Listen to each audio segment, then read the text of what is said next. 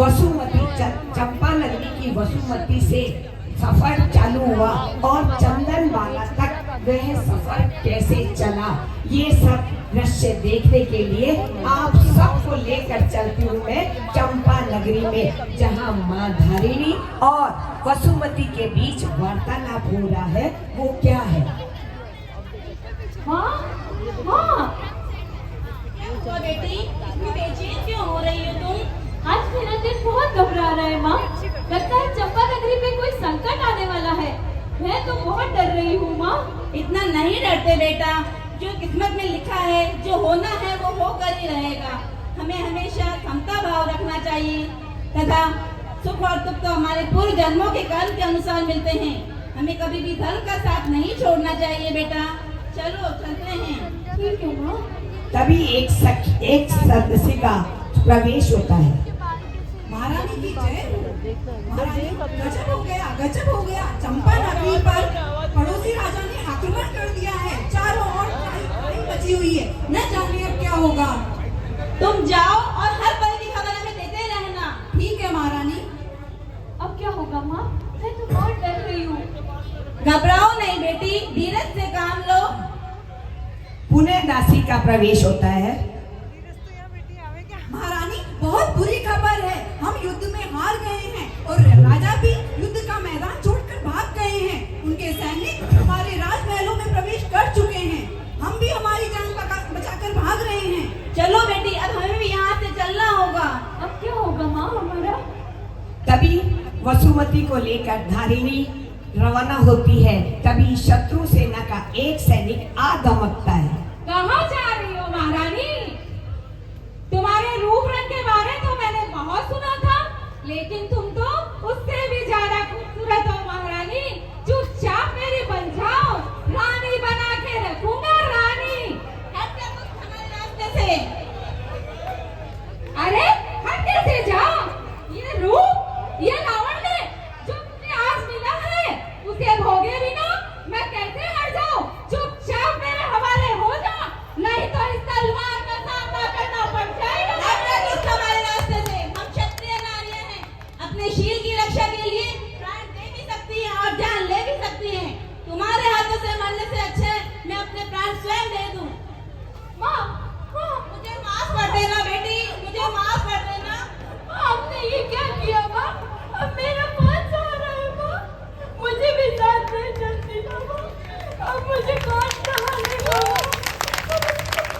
तभी माता धारिणी अपने शील की रक्षा के लिए अपनी जीभ खींचकर और अपने प्राण दे देती है। उस समय आगे का दृश्य देखिए कि सैनिक उस दृश्य को देखकर पश्चाताप करता है। हे प्रभु, मुझे माफ कर देना। एक निर्दोष स्त्री की जान मेरी वासना ने ले ली। हे प्रभु, मुझे माफ कर देना। वसुमती, मुझे माफ कर देना। बेटी, तू मेरे घर चल। आज से तू मेरी बेटी है। चल बेटी, मेरे घर चल।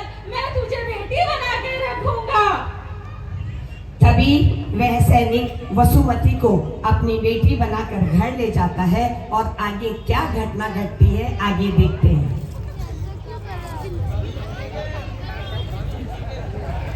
बोलो बोलो। प्रिय, ओ प्रिय, प्रिय। हाँ स्वामी, आप आ गए।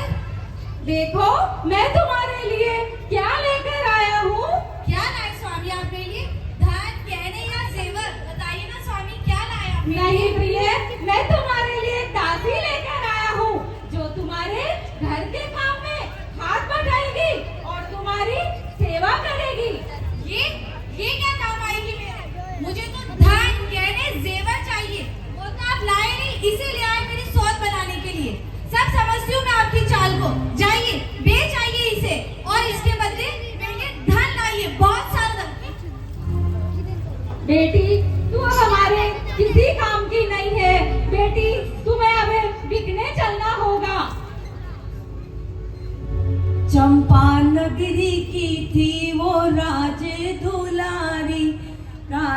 दुलारी, वो राजकुमारी। पिता राजा दधी बहन के प्राणों की प्यारी, माता धारिणी ने जिसे नाजों से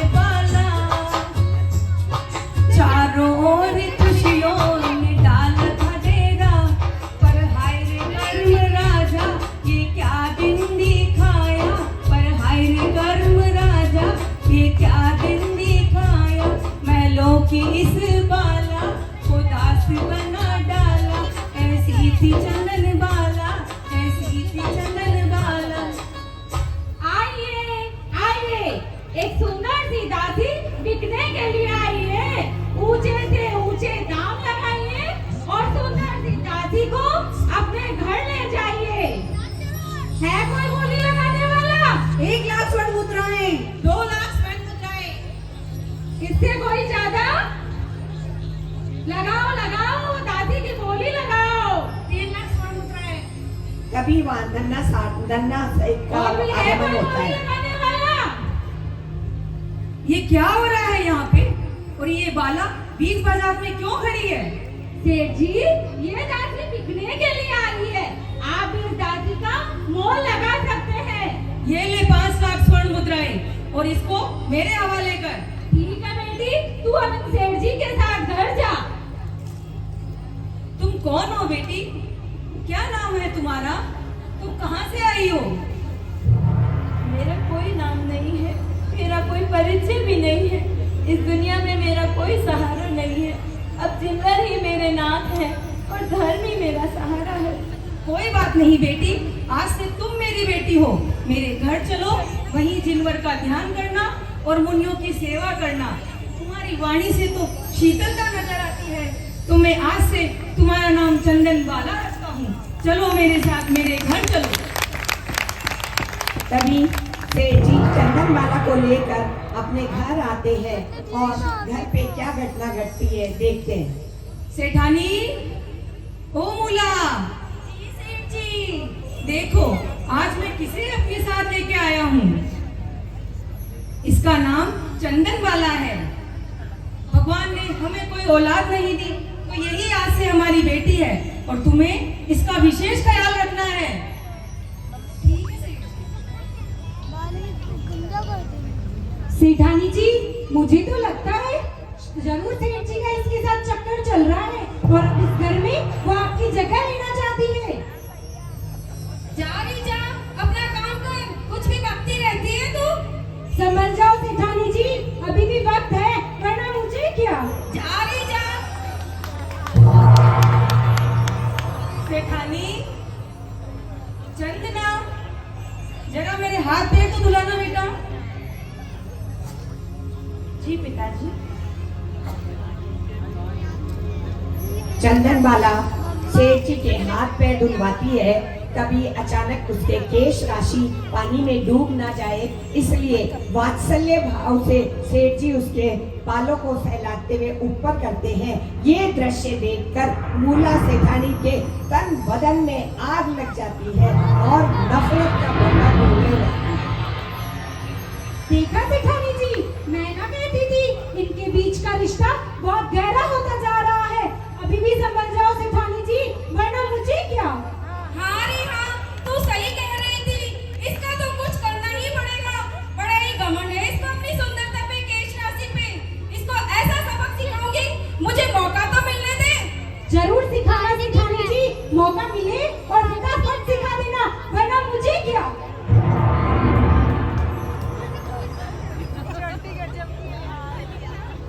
सेठानी, मूला, हाँ जी। मैं 3 दिन के लिए कोई आवश्यक कार्य के लिए गांव जा रहा हूँ। तुम इस घर का और मेरी बेटी चंदना का विशेष ख्याल रखना। जी सेठ जी। बेटा पैर लंबे कर लगो। चंदना, अरे ओ चंदना, इधर तो आ। देखो जैसे क्या सेवा है माता? खूब सेवा, खूब जानती हूँ तेरे चाल चलन। क्या करना चाहती है, किस लिए तू यहाँ आई है? मेरे ही घर में मेरी जगह लेना चाहती है? नहीं माता, आप दोनों तो मेरे लिए माता पिता तुल्य है माता, आप गलत समझ रही हैं। हाँ, बेटी बनकर ढोंग करती है। आज देख तुझे क्या मजा चखाती हूँ। नहीं, तेरी सारी योजनाएं पानी फेर दूंगी। रत्ना, अरे ओ रत्ना, कैची लेकर के आ। आज जी, इसके सेठानी केस जी। तोड़ लेती हूँ। नहीं जरूर सेठानी जी, इसके केस मोड़ देना, वरना मुझे क्या। नहीं माता, चल इनको तहखाने में लेके चल साले। माफ कर दीजिए माता, मेरी कोई गलती नहीं, मुझे क्षमा कर दीजिए माता, मेरी कोई मुझे क्षमा कर दीजिए माता, मेरी कोई गलती नहीं है, मेरी कोई गलती नहीं है माता, मेरी कोई गलती नहीं है, मैं निर्दोष हूँ माता,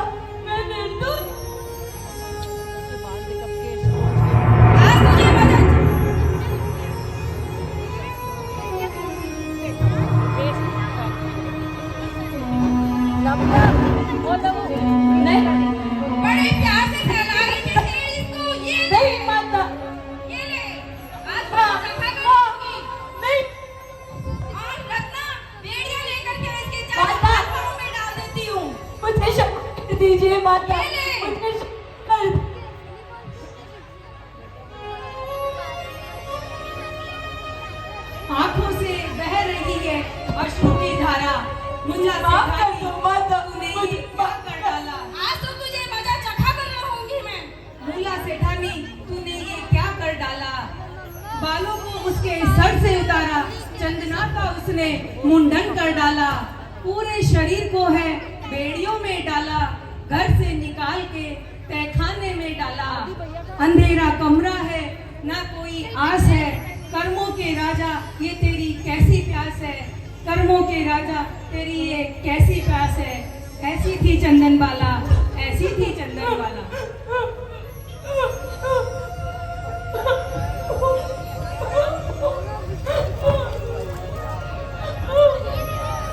रत्ना, तू भी तेरे गांव जा और सब दासी दासियों को तू गांव में से, मैं भी मेरे पियर जाती हूँ। 3 दिन तक पड़ी रहेगी ये तहखाने में भूखी और प्यासी। चल। जी सेठानी जी, वरना मुझे क्या?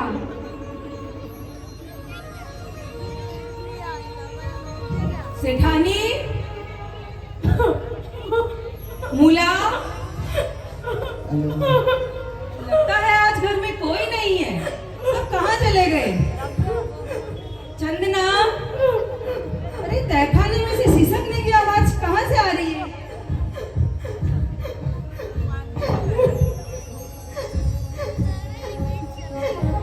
बेटी चंदना, अरे ये क्या हाल बना रखा है? किसने किया तुम्हारे साथ ये सब? किसी की कोई गलती नहीं है पिताजी, ये सब मेरे कर्मों की सजा है, ये तो मुझे भोगने ही होंगे। नहीं बेटी, ये सब मेरी ही गलती है, मैं ही तुझे अपने घर लेके आया हूँ। अरे ऐसी दशा तो किसी जानवर की नहीं होती है। चलो बेटी, बाहर चलो, मैं तुम्हारे कुछ खाने के लिए लेके आता हूँ। तभी सेठ जी रसोई की तरफ जाते हैं और उसके खाने के लिए कुछ तलाश करते हैं, पर उन्हें कुछ भी नहीं मिलता। एक कोने में उड़द के बाकुले सूखे हुए मिलते हैं, वे ही लाकर चंदन बाला को देते हैं। लो बेटी, अभी तो यही ग्रहण करो, मैं किसी लोहार को बुला लाता हूँ तेरी बेड़ियां कटवाने के लिए। जी पिताजी।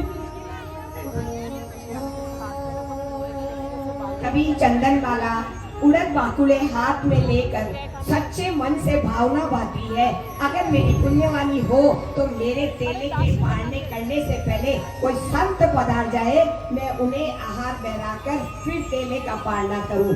उनकी भावना देखिए, और इसी भावना से बाहर देखने लगी, तभी उन्हें दूर से आते हुए एक संत नजर आए। हो, ये तो मुनि महावीर पधार रहे हैं।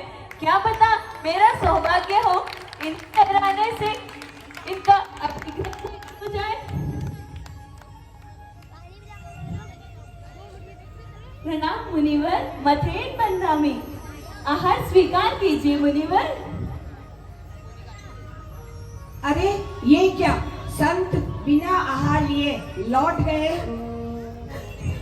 आते पधारे मत जाओ महावीर, आसुड़ा डंकावे मारी आखरी, आसुड़ा डंकावे मारी आखरी। भगवान का कोई